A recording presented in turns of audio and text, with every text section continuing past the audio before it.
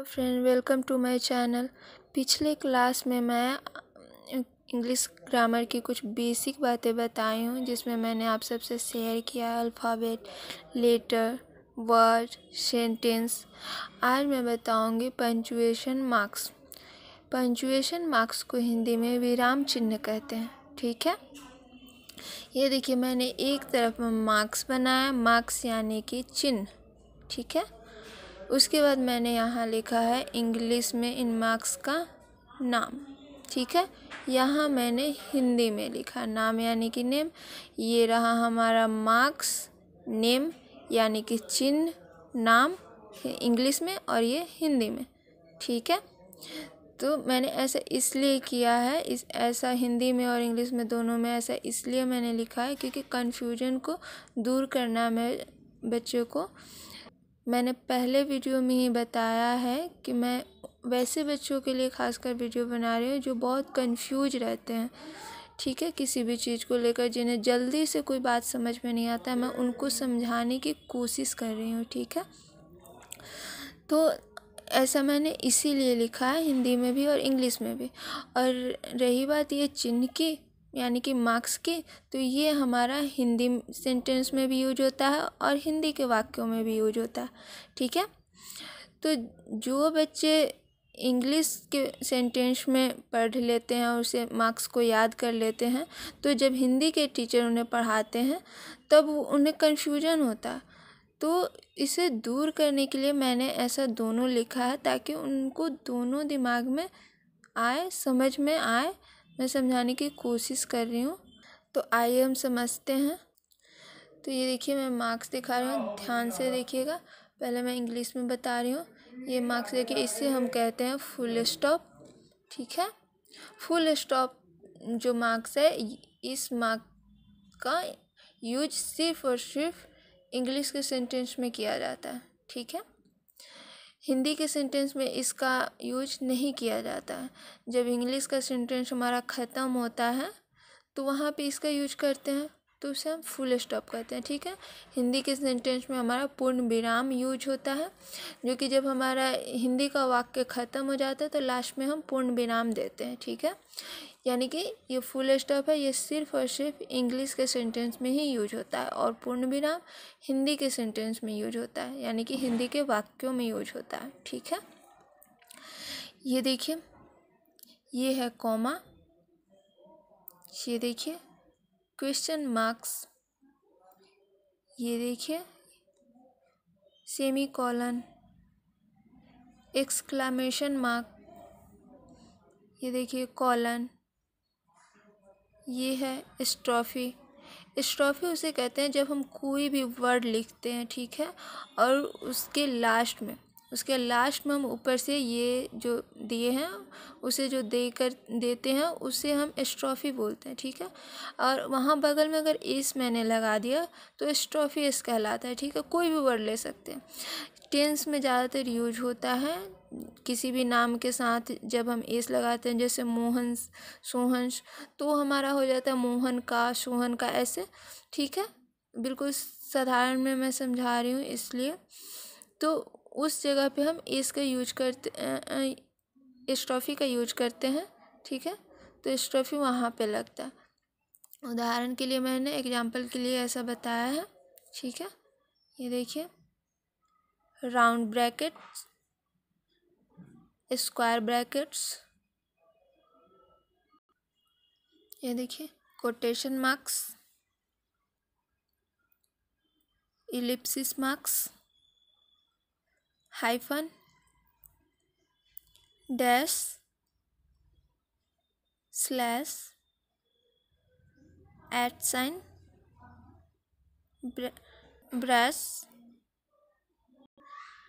Asterisk, following. अब हम हिंदी में देखते हैं। ठीक है, ये मैंने बता दिया है कि पूर्ण विराम का यूज कहाँ पे होता है, यानी कि इसका प्रयोग हम कहाँ करते हैं, वो मैंने पहले ही बता दिया। ठीक है, हिंदी के वाक्य का जब ख़त्म होता है तब हम इसका यूज करते हैं, यानी कि प्रयोग करते हैं, उपयोग करते हैं, आप जो कहें। ठीक है, सबका मतलब एक ही होता है। ये कॉमा, ठीक है, इसे हम हिंदी में अल्प विराम कहते हैं। अल्प विराम यानी कि जब हम स्पीच देते हैं यानी कि भाषण देते हैं तो बीच बीच में हमें रुकना होता है कुछ शब्द बोलने के बाद, जहाँ पे हम अल्प विराम का यूज करते हैं, उपयोग करते हैं, ठीक है। ये क्वेश्चन मार्क यानी कि हिंदी में इसे कहते हैं प्रश्न चिन्ह, ठीक है। जब हम कोई प्रश्न करते हैं तो उस वाक्य के अंत में या उस सेंटेंस के अंत में हम इस वाले मार्क्स का यूज करते हैं, ठीक है। सेमीकोलन, इसे हम कहते हैं अर्धविराम हिंदी में, ठीक है। ये देखिए, इस वाले मार्क्स को हम हिंदी में कहते हैं विस्मयादि बोधन। ये इंग्लिश में कॉलन और हिंदी में उपविराम। स्टॉफी का यूज इंग्लिश के सेंटेंस में किया जाता है, हिंदी में नहीं होता है। ये देखिए, इंग्लिश में ये राउंड ब्रैकेट्स, हिंदी में इसे हम छोटी कोष्ठ बोलते हैं, ठीक है। जब हम मैथ्स बनाते हैं तो जो हिंदी मीडियम के बच्चे होंगे, जो पढ़े होंगे, उन्हें पता होगा कि ये जो हमारा मार्क्स है, जो चिन्ह है, इसको हम हिंदी में छोटी कोष्ठ बोलते हैं और इसे हम बड़ी कोष्ठ बोलते हैं, ठीक है। तो इंग्लिश में हमारा राउंड ब्रैकेट्स, हिंदी में छोटी कोष्ठ, इंग्लिश में स्क्वायर ब्रैकेट्स और हिंदी में बड़ी कोष्ठ। ये देखिए, इसे कहते हैं हिंदी में हम अवतरण चिन्ह, इसे कहते हैं पदलोप चिन्ह। ये हाइफन, इसे हम हिंदी में कहते हैं योजक चिन्ह। देखिए, जब दो शब्द समान हो, ठीक है, तो उस समय हम वहाँ पे बीच में हाइफन का यूज करते हैं, ठीक है। हिंदी के जो मीडियम के जो बच्चे होंगे, जो सिंधी पढ़े होंगे, उन्हें पता होगा कि सिंधी में कुछ ऐसे वर्ड आते हैं जहाँ पे हाइफन लगाते हैं, जैसे दाल चावल भाई बहन, ऐसे जब यूज होता है, उपयोग होता है, तो वहाँ बीच में हमें हाइफन लगाना होता है, ठीक है। ये है निर्देशक चिन्ह, ठीक है। ये है स्लैश, ये मैंने या और लिखा है, ठीक है।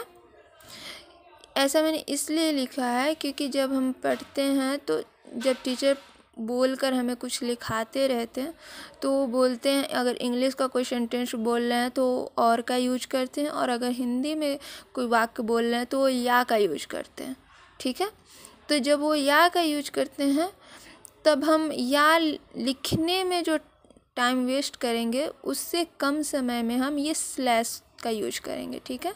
इस वाले मार्क्स का यूज करेंगे, ठीक है। इससे हमारा टाइम बचेगा। और या का अर्थ यही होता है, ठीक है। या जब कोई टीचर बोल कर लिखा रहे हैं और या जब बोल रहे हैं कि या ये चीज़, मतलब कोई चीज़ बता रहे हैं, कोई वर्ड बता रहे हैं, उसका मतलब दो बताते हैं, ठीक है, कोई भी वर्ड, और उसका मतलब दो बताते हैं कि या होगा या फिर ये होगा, तो वहाँ पर हम ये स्लैश का यूज करेंगे, वहाँ पर वर्ड लिखेंगे, फिर स्लैश यूज करेंगे, फिर वो यूज करेंगे, ठीक है। तो जैसे मैंने यहाँ पे किया है, या फिर और, दोनों का अर्थ एक ही हुआ, इसलिए मैंने यहाँ स्लैश का यूज किया, ठीक है। तो आप समझ गए। जैसे मान लीजिए मैंने यूज किया चलो या बैठो, ठीक है। टीचर बोलते हैं चलो या बैठो लिखना है, फिर हम या लिखने में जो वक्त बर्बाद करेंगे उससे अच्छा हम ये स्लैश दे लेंगे, ठीक है। चलो और या की जगह पे स्लैश देंगे और बैठो, और पढ़ेंगे हम चलो या बैठो, ठीक है। स्लैश को या पढ़ेंगे, ठीक है, और हिंदी में और, इंग्लिश में और पढ़ेंगे, हिंदी में या पढ़ेंगे, ठीक है। इसे देखिए, इसे हम हिंदी में मध्यम कोष्ठ बोलते हैं। ये मैथ में यूज होता है, छोटी कोष्ठ, मध्यम कोष्ठ, बड़ी कोष्ठ, ठीक है। जो हिंदी के स्टूडेंट होंगे उन्हें ये चीज़ पता होगा, ठीक है। ये है फॉलोइंग, ठीक है। ये चिन्ह देखिए, इसे हम कहते हैं विवरण चिन्ह, ठीक है। जब भी हम कोई किसी चीज़ का उदाहरण देते हैं, ठीक है, उसका विवरण करते हैं, ठीक, एग्जाम्पल देते हैं या कुछ कुछ भी बताना होता है हमें उसके बारे में, जब भी हम उसका विवरण करते हैं, उसके बारे में बताते हैं, जितने भी वर्ड में बताएं, जब हम बताते हैं, समझाते हैं किसी को कुछ, तो वहाँ पे हम इस चिन्ह का यूज करते हैं। ठीक है, ये देकर फिर वहाँ पे हम लिखते हैं। ठीक है, तो आप लोग समझ गए इस पूरे चिन्ह को। एक बार और देख लीजिए, ध्यान से देख लीजिए, और इसे आप लोग नोट कर लेंगे ताकि आप लोग को याद रहे। और अगर जहाँ भी समझ में नहीं आया हो, कोई दिक्कत हो, तो आप लोग कमेंट बॉक्स में कमेंट करेंगे। एग्जाम्पल के थ्रू मैं समझाने की कोशिश करूँगी आप सबको। उम्मीद करती हूँ आप लोगों को मेरा ये वीडियो पसंद आया होगा। आप लोग मेरे चैनल को सब्सक्राइब करें, लाइक करें, शेयर करें। Thank you.